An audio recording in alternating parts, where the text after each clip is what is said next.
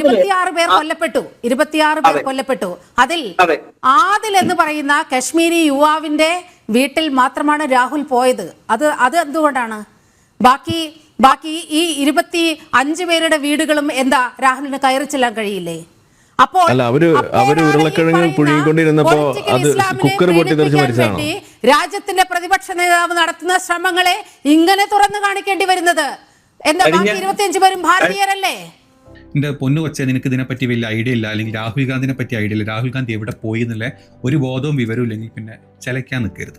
അതിൻ്റെ കൂടെ ഒരുത്തൻ ചക്കക്കുരും മറ്റേ ഉരുളക്കിഴങ്ങും ഒക്കെ പുഴുങ്ങാൻ വെച്ചിട്ടുണ്ടോ അല്ലേ, അതിൻ്റെ ഗ്യാസ് അല്ലെങ്കിൽ അതിൻ്റെ കുക്കർ പൊട്ടിത്തെറിച്ചിട്ട് ഇവിടെ മരവാണമേ, നിനക്ക് രാഷ്ട്രീയം പറയാൻ അറിയില്ലെങ്കിൽ മിണ്ടാണ്ടിരിക്കട ആരിഫേ. ഇവിടെ ബോധമില്ലാത്ത അത് മിണ്ടാണ്ടിരിക്കും. ഈ പറഞ്ഞ രാഹുൽ ഗാന്ധി എവിടെ പോയെന്ന് അറിയില്ലെങ്കിൽ രണ്ടും നീലിമേണലും വേണ്ടില്ല, ഈ ആരിഫാണെങ്കിലും വേണ്ട ചില നിർത്തണം. രാഹുൽ ഗാന്ധി അങ്ങ് അമേരിക്കയിലത്തെ പര്യടനം കാര്യങ്ങളും കഴിഞ്ഞ് നേരെ വന്നത് ബീഹാറിലെ ഇലക്ഷൻ്റെ പ്രചരണരാധക്ക് നമ്മുടെ നിതീഷ് കുമാറിൻ്റെ ജഡ്ഡി തൂക്കിയിട്ട് കാണാനല്ല പോയത്, നമ്മുടെ മോദിജി ചെയ്ത പോലെ. രാഹുൽ ഗാന്ധി നേരെ വന്നത് കാശ്മീരിലോട്ടാണ്. കാശ്മീരിൽ വന്നിട്ട് ജമ്മു ആൻഡ് കാശ്മീരിൽ വന്നിട്ട് നേരെ പോയത് ഉമർ അബ്ദുള്ള ഖാൻ, അവിടുത്തെ CM, അവിടുത്തെ കാര്യങ്ങൾ മനസ്സിലാക്കുക. അത് കഴിഞ്ഞിട്ട് പുള്ളി നേരെ പോയത് അവിടുത്തെ ഹോസ്പിറ്റലിലോട്ടാണ്. ഹോസ്പിറ്റലിൽ കുറേ ആൾക്കാർ ഈ പെഹൽഗാം ആക്രമണത്തിൽ പരിക്ക് പറ്റി കുറേ പേര് ഹോസ്പിറ്റലുണ്ടായിരുന്നു. നേരെ അങ്ങോട്ടാണ് പുള്ളി പോയത്.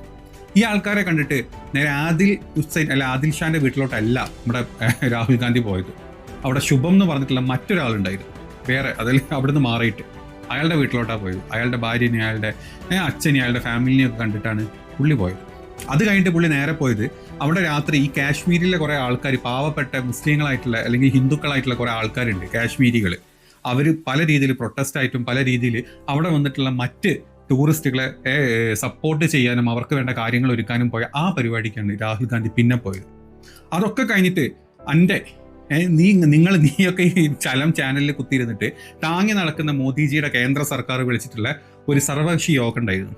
അതിലോട്ടാണ് രാഹുൽ ഗാന്ധി അടുത്തതായിട്ട് പോയത്. ആ യോഗത്തിന് പോലും നിൻ്റെയൊക്കെ താടിജി വന്നിട്ടില്ല.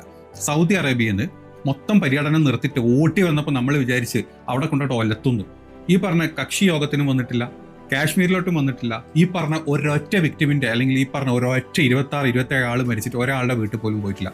നേരെ പോയത് ആയിരുന്നു എങ്ങോട്ട്, നിതീഷ് കുമാറിൻ്റെ അവിടെയുള്ള സകലമായ പരിപാടിക്കും കയറി ഇറങ്ങി വന്നു. പിന്നെ കേരളത്തിലോട്ട് വന്നു. ഇങ്ങനത്തെ പല പരിപാടികളായിട്ട് പുള്ളി നടത്തുന്നുണ്ട്.